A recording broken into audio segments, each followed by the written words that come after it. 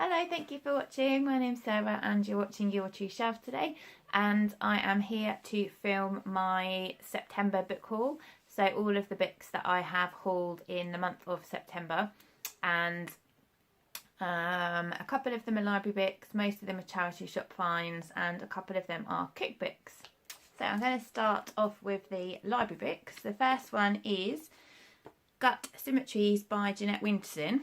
So I read Orange is Not the Only Fruit by Jeanette Winterson a few years ago and really loved it. And I can't remember if I read Why Be Happy When You Can Be Normal. I think I did, but I'm not 100% sure. But I really loved Orange is Not the Only Fruit. So when I saw this one at the library, I picked it up. So it says, sorry, I'm a little bit out of puff because I've just I realised I forgot my cookbooks and I ran downstairs to get them and I didn't get a chance to actually get my breath back. So it says, one starry night on board the QE2, Alice, a bright young physicist, begins an affair with Jove, one of the world's leading experts on time travel and a confirmed Lothario. But when Alice meets Jove's wife, Stella, she swiftly falls in love, entangling herself in a romantic triangle with the power to alter reality and bend time. So it sounds a little bit magical realism, romance, and interesting. So that's the first one. The second one is a book by Katie Fforde, which is A Secret Garden. And Katie Fforde writes sort of modern romantic fiction. The books tend to follow a little bit of a formula. Like there's generally a lady who is young, who something bad has happened to her, like she's had the end of a relationship. She tends to go to a new place and then she meets people. There's normally a stately home involved, but I find her books enjoyable and they're light reading, and I normally whiz through them and they are uplifting, and sometimes I just need something that's not very mentally challenging but that will cheer me up and make me smile. And this one is, let's see, so Lorna and her best friend Philly work together in the grounds of a beautiful manor house in the Cotswolds. Even though they are surrounded by family and friends, the door to true love remains resolutely closed. Could their discovery of a secret garden mean this is about to change?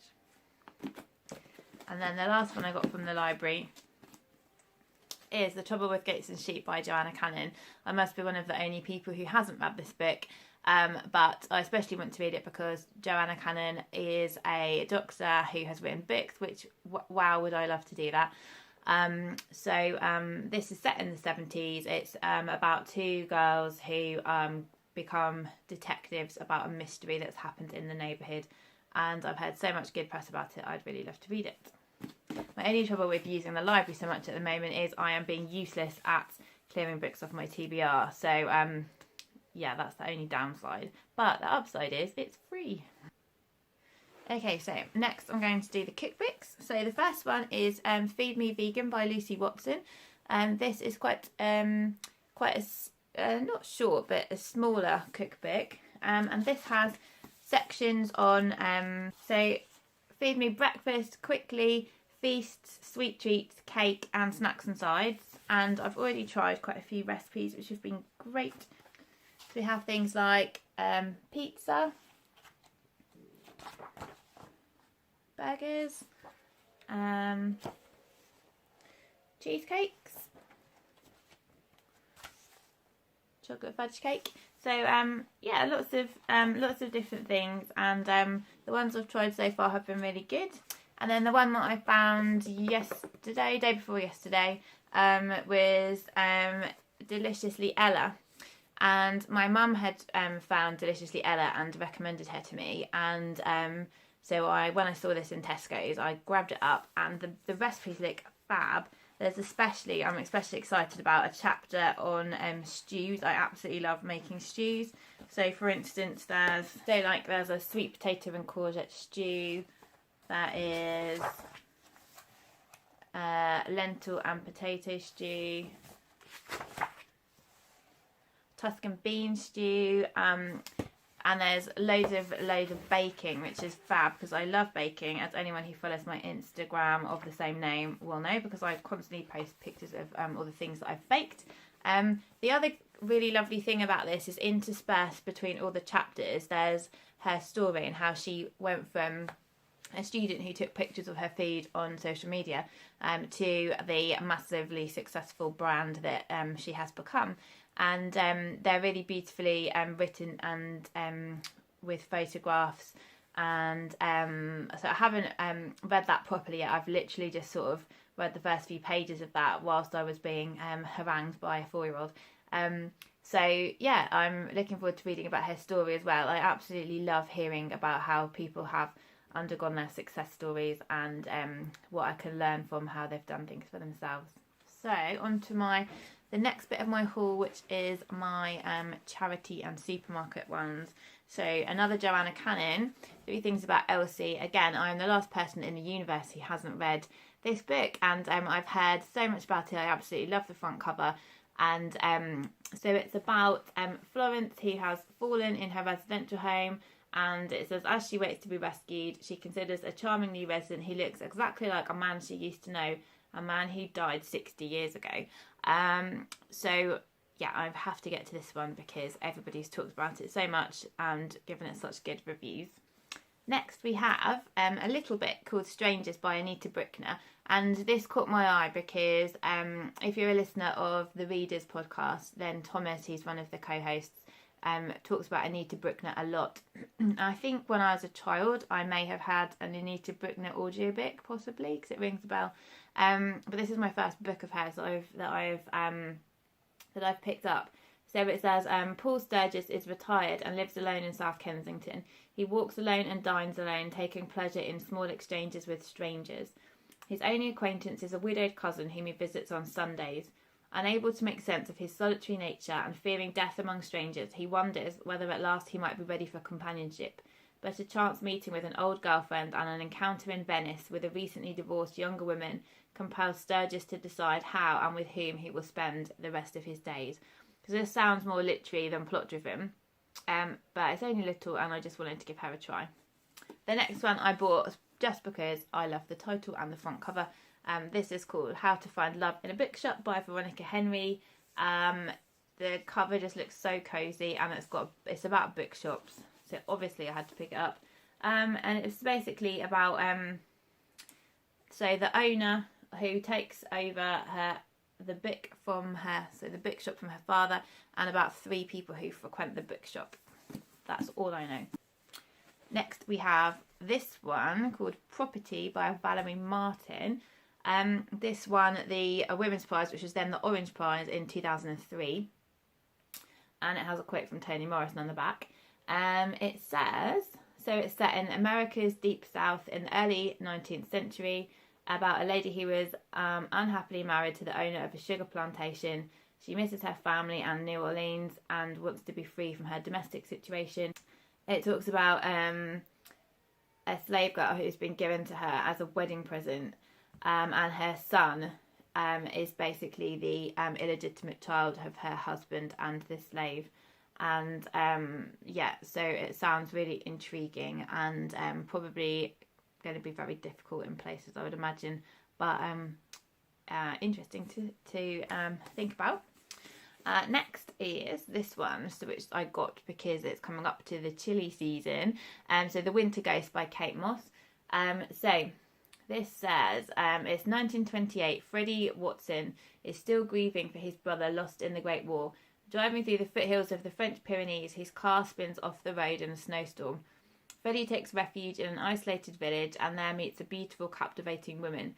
They spend the night talking of love and loss and war. But by daybreak, she has vanished, and Freddie realises he holds the key to an ancient mystery that leads him into the mountains to a cave that has concealed a secret for 700 years. So that sounds really intriguing, and it's a haunting tale, and I love the cover, and it will be really nice for autumn and winter. So the next one, as I said in my last video, Simon of Savage Reads and Lauren from Lauren and the Books have been talking about Sarah Waters.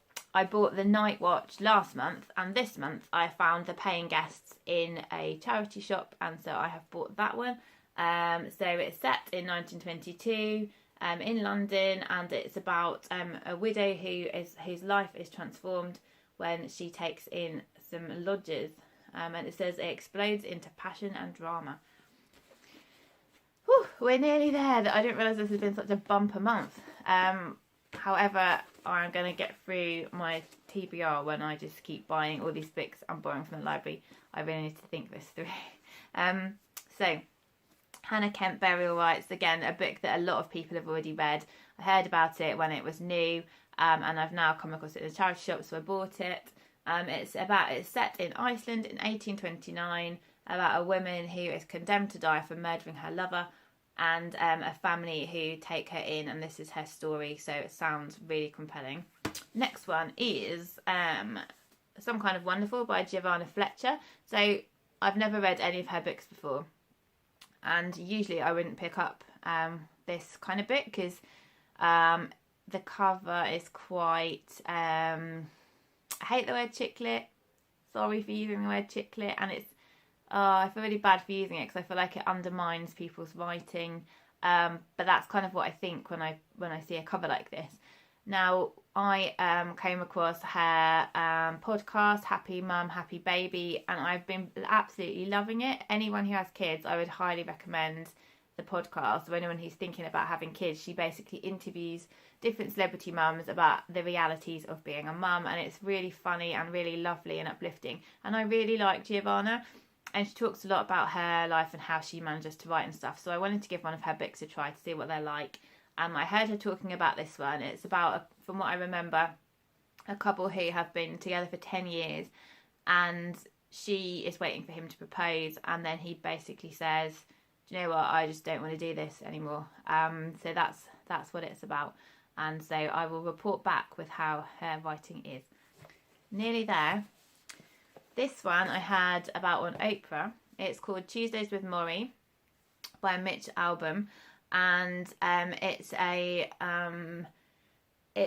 from what I can remember, so Morrie was one of his university lecturers, and he got back in touch with him a long while after he graduated, and Morrie was dying. This is a true story. And Morrie, he'd go and see him and spend time with him every Tuesday, and they would have these conversations before Morrie dies, and it's about the conversations and the life lessons that Morrie teaches him and the grace with which he dies. And when I heard him talking about it on Super Soul Sunday, I thought, oh yeah, I definitely want to read that. And then I saw it in a charity shop, and well, it wasn't a charity shop actually, a second-hand bookshop, and so snaffled it up and looking forward to this one.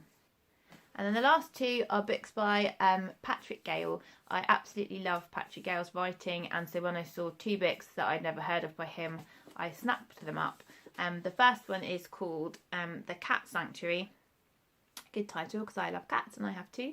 So it says, Judith and Deborah are sisters, driven apart by traumatic events in their childhood.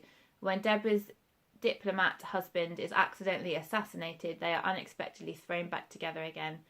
It doesn't sound like typical Patrick Gale, but I look forward to that one. And then the last one is by him as well, called The Whole Day Through.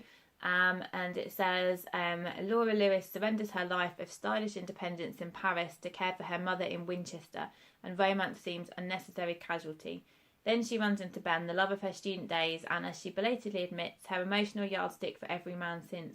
Are they brave enough to grasp this second chance at happiness, or will they be defeated by the deep-seated need to do what they think is right? And it says this is revolves around the events of a single day, so that's quite interesting. So that was my hugely massive bumper wrap up from September. I'm going to have to come up with some sort of a way to make sure that my TBR doesn't just spiral out of all control.